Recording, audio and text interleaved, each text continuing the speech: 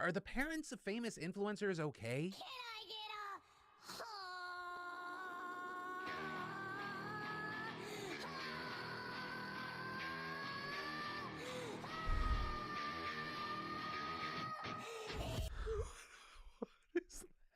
So remember Addison Rae, famous TikToker, came under fire last week because of the father-son Holy Spirit bikini? Well, this hunk of midlife crisis man meat is her father, Monty. Monty is going through something a little bit weird right now. So reportedly at some point in the last year, Addison's parents split up, which is only notable because they have been featured a number of times in her content. With Addison's mom, Sherry, especially gaining a massive audience of over 14 million followers. And here's the thing, there are all these claims that Monty cheated on Sherry. I don't care about any of that. Yes, it would make what's happening extra cringy, but let's just talk about what we definitively know. They're split up, and then apparently a certain someone finds wind that Sherry is single. Turns out it's musical artist and lover of all things mom, Young Gravy. I do have a thing for MILFs. Moms need love, underserviced community. Yeah, that's right. And now this stuff with Addison Rae's mom came about.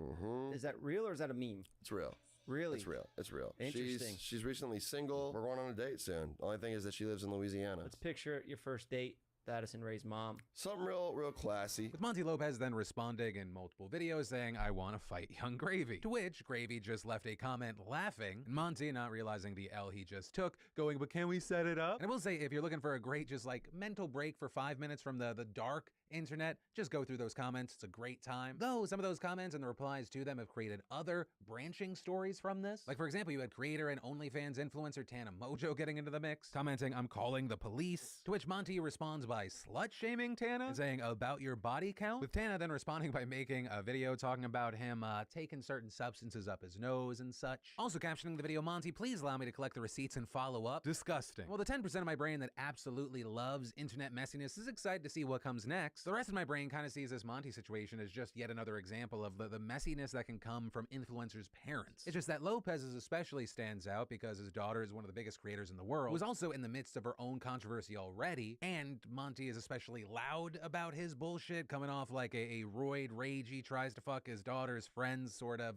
midlife crisis guy. And understand, I'm not saying he does those things, but that's the energy he seems to be coming at people with right now. I don't know, y'all, fucking fame is a hell of a drug, and this Monty guy just appears to have overdosed on it. Also, Monty, my guy, you know you're just making this more fun for Gravy, right? He was just being respectful when he was laughing at you, because without a doubt, this guy's got some zingers in his back pocket, right? He could have easily said, no thank you, I'm only interested in smashing one of Addison's parents, but he didn't because he's a gentleman. He's gonna take your ex out for a nice seafood dinner. Anyway, to everyone else, welcome back to the Philip DeFranco Show. Buckle up, make sure you're subscribed because I'm going to be splitting $10,000 across 10 lucky subscribe beautiful bastards this month, and let's just keep this show going. And then we should definitely talk about this really interesting story about the U.S. prison system. So the Washington Post published this investigation on prison officials and the administration of court-ordered victim fees paid out by inmates. And drawing from documents and interviews, the Post reported that the Federal Bureau of Prisons has been pushing back against efforts to make inmates pay much more of their restitution, in part because the money they would use helps fund salary and benefits of hundreds of agency staff positions. And reportedly, records show that the BOP pays out many salaries and benefits from a pool of money they call the trust fund, which as it turns out comes from inmate commissary accounts that prisoners use to make commissary purchases or buy access to phone calls. And not only does the Bureau significantly mark up the prices it charges inmates to pay for staff, it also charges interest on the fund. Where just last year alone, the BOP used $82 million earned from inmate commissary purchases to fund 652 positions within the agency. So already you had people saying this is clearly sketchy and obviously ripe for abuse. But you have others adding where the sketch train really jumps off the tracks is when you consider how inmates get the money for their commissary accounts in the first place. Or that money comes from separate separate funds called deposit accounts, which inmates are allowed to keep unlimited amounts of money in and which are subject to almost no regulations. But those deposit accounts are also used to pay their court-ordered victim fees, meaning they're drawing from the same pool of money to pay restitution and to transfer funds to the commissary accounts that are then used to pay the salaries of prison employees. And so as a result, critics say this creates a conflict of interest for the BOP because it incentivizes them to shield the money in the deposit accounts that should go to the restitution or child support. And that's actually something that's been highlighted recently in a number of high-profile cases, with a post revealing that very famous inmates like the Boston Bomber and Larry Nassar had huge prison accounts, but have actually paid very little of what they owed to their victims. As it turns out, before a judge issued an order forcing the BOP to turn over more significant payments, Nassar had only paid out about $100 a year to victims he owed tens of thousands of dollars to,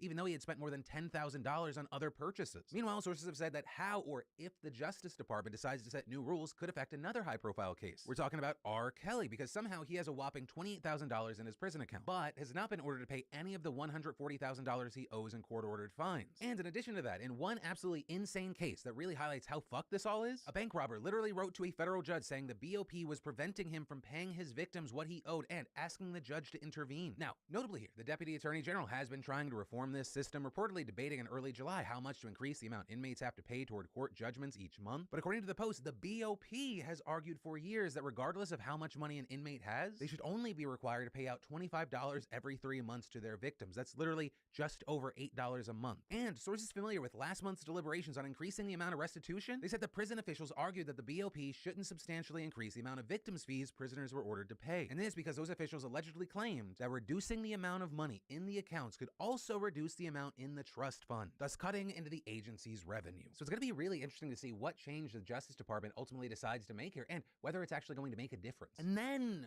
over the weekend, I slipped into a creek, which is why I want to take a second to thank the fantastic sponsor of today's show, Vessi. Because not looking where you're going and tripping into a creek sucks bad, but it sucks a little bit less because of my Vessis. Seriously, if they weren't already, Vessis would now be my favorite lightweight shoes. Or they actually keep your feet warm and dry through the rain and sandproof for all those summer beach days. They're built for everyday life. And Vessi makes 100% waterproof and snowproof sneakers that are incredibly comfortable, breathable, and actually pretty stylish. It's a great addition to any wardrobe. They became my go-to when traveling. They're lightweight, and it's just one less decision you need to make when vacationing places with ever-changing weather. Whether it be unexpected downpours or falling into bodies of water, which apparently is a thing I do now. Whether it be because you got back-to-school shopping around the corner, or just for whatever reason, you can't go wrong for the whole family with Vessi's The Weekend sneakers with their easy on-off pull tab. And don't forget, they're washable. So make Vessi's the go-to shoes by your door and go to vessi.com/DeFranco to get $25 off each pair of adult Vessi shoes. Trust me, you need a pair of Vessi's. And then, in depending on your opinion, fantastic or batshit crazy horrible news, let's talk about North Carolina. And that's because today, North Carolina is trying to be a bit more like Texas, specifically in regards to the problem of school shootings, because North Carolina is trying to get more guns in schools, with Madison County Sheriff Buddy Hardwood stocking each of his county's 6 schools, including 3 elementary schools, with an AR-15 semi-automatic rifle, with him saying these are locked away in safes along with breaching tools for barricaded doors, and they're meant to be used by school resource officers in case of a shooting. And Hardwood argues this is necessary because of how unreliable the law enforcement in Uvalde turned out to be, saying those officers were in that building for so long and that suspect was able to infiltrate that building and injure and kill so many kids. I just want to make sure my deputies are prepared in the event that happens. And with that, saying that school resource officers have been training with instructors from the community college AB Tech, which was interesting for me to see because that's literally the first college I ever went to. But, you know, with this story, while of course we have many people who say they want more guns in school, saying they're soft targets, you also had many seeing this news going, what the fuck? Like this UNC Chapel Hill professor who has studied school safety for decades reacting. I thought it was a joke.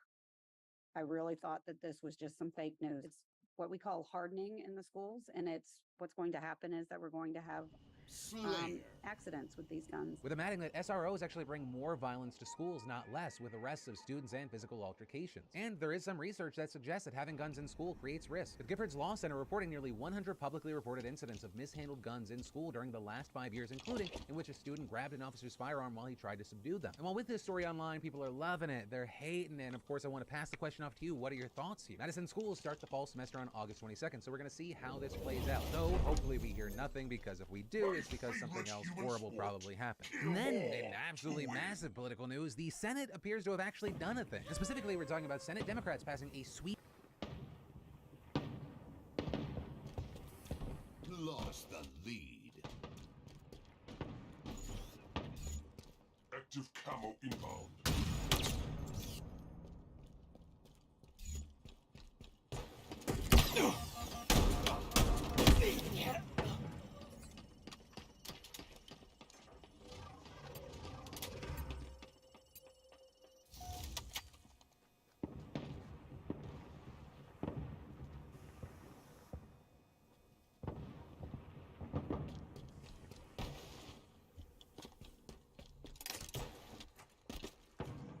Cover.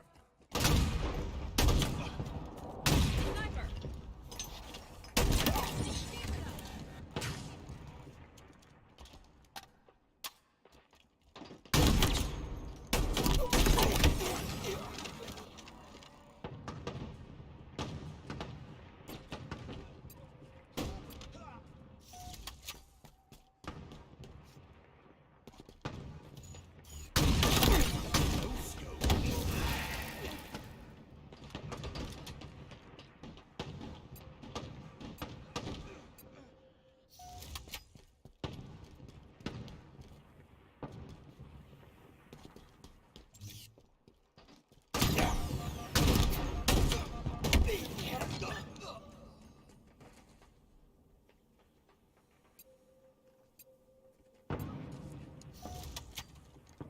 Active camo inbound.